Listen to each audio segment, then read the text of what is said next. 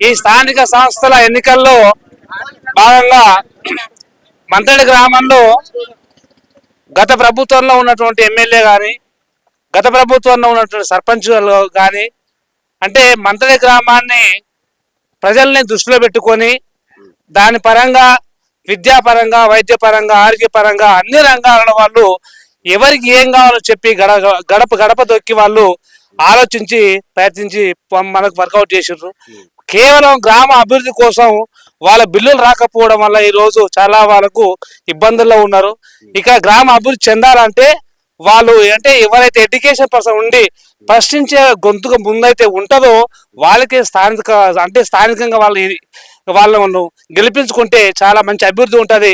అంటే ఈ రోజు ఇక్కడ ఉండి రేపు ఎక్కడో ఉండే వాళ్ళని ఎన్నుకుంటే మా సమస్యలను ఎప్పుడు కూడా ఎవరు కూడా పరిష్కరించరు. ఎందుకంటే మాకు లోకల్లో ఉండి మాకు పిలిచే వాయిస్ మా గొంతులో ఉంటే మా గుండెల్లో ఉంటే మాకు ఎప్పుడు వాళ్ళకే ఓటేస్తాం అని చెప్పేసి విజ్ఞప్తి చేస్తున్నా.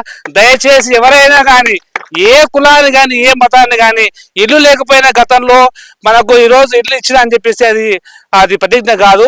మనకు ఎవరైతే ఎప్పుడు ఆపదల్లో పిలిచినా పలికినా రోడ్లు కానీ భవనాలు కానీ అన్ని కానీ మనకి ఈరోజు మంత గ్రామంలో ఉన్నాయి.